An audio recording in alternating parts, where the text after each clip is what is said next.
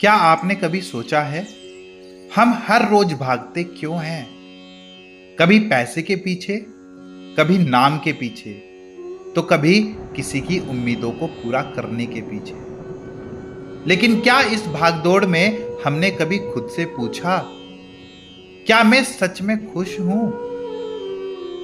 हम सब अपने अपने जीवन के रणभूमि में हैं। किसी के लिए घर ही कुरुक्षेत्र है, किसी के लिए ऑफिस और किसी के लिए खुद का मन।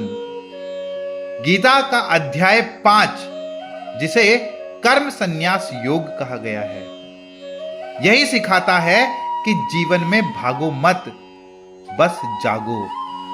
यानी काम करो लेकिन आसक्ति के बिना।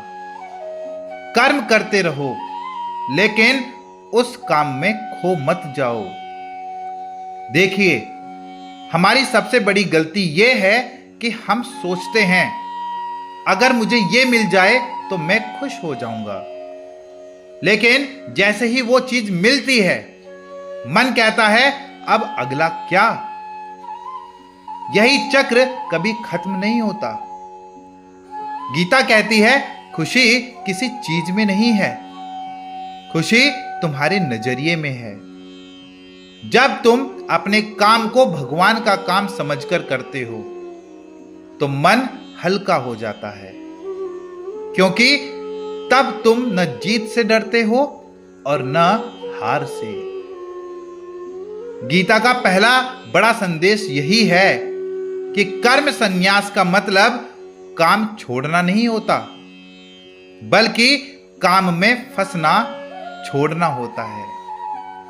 आप घर संभालो, ऑफिस चलाओ, बच्चों को पढ़ाओ, सब कुछ करो, लेकिन दिल में यह भाव रखो कि मैं नहीं, ईश्वर कर रहे हैं, ईश्वर मुझसे करवा रहे हैं। बस ये सोच ही तुम्हें थकावट से मुक्ति दिलाती है। जब हमारी इच्छाएं पूरी नहीं होती तो क्रोध आता है, और जब इच्छाएं पूरी हो जाती है तो और बड़ी इच्छा जन्म लेती है। इंसान इसी खेल में उलझा रहता है। गीता कहती है जो इच्छा और क्रोध को जीत ले वो अंदर से मुक्त हो जाता है। मतलब कंट्रोल बाहर की चीजों पर नहीं, अपने मन पर रखो।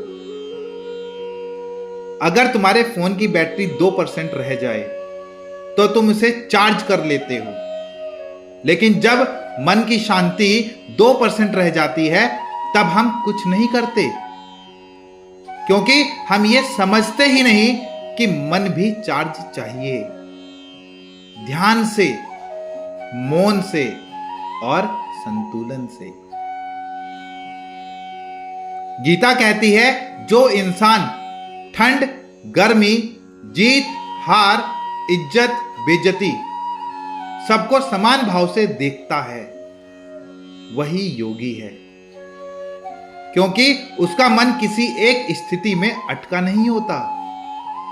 यानी बाहर की दुनिया जैसी भी हो, अंदर का मौसम हमेशा शांत रहना है, और यही अंदर की शांति की असली लग्जरी है, जो किसी बैंक बैलेंस में नहीं बल्कि माइंड बैलेंस में है। भगवान ने कहा मुझे फूल चढ़ाओ, नहीं, बल्कि मुझे अपने कर्मों में याद रखो। जब तुम किसी की मदद करते हो, किसी को माफ करते हो, किसी का दिल जीतने की कोशिश करते हो, तभी तुम भगवान की पूजा कर रहे होते हो, क्योंकि असली मंदिर दिल के अंदर है। अध्याय के अंत में भगवान कहते हैं कि जब इंसान समझ लेता है कि मैं सबका मालिक, सबका सच्चा मित्र हूं, तो वो मन से शांत हो जाता है, क्योंकि तब उसे डर नहीं रहता, न भविष्य का न असफलता का। वो जान लेता है कि जो हो रहा है वही सही समय पर हो रहा है।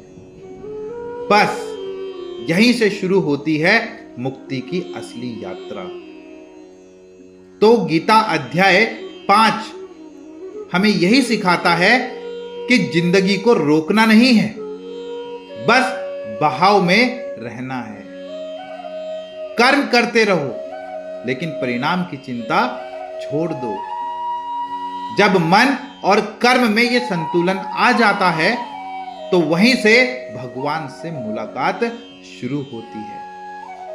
क्योंकि गीता ज्ञान नहीं देती, वो हमारे अंदर शांति की आदत डालती है। तो कमेंट में लिखिएगा जय श्री कृष्ण, हर हर महादेव। अगर आपको ये वीडियो अच्छी लगी हो तो चैनल को सब्सक्राइब जरूर करिए।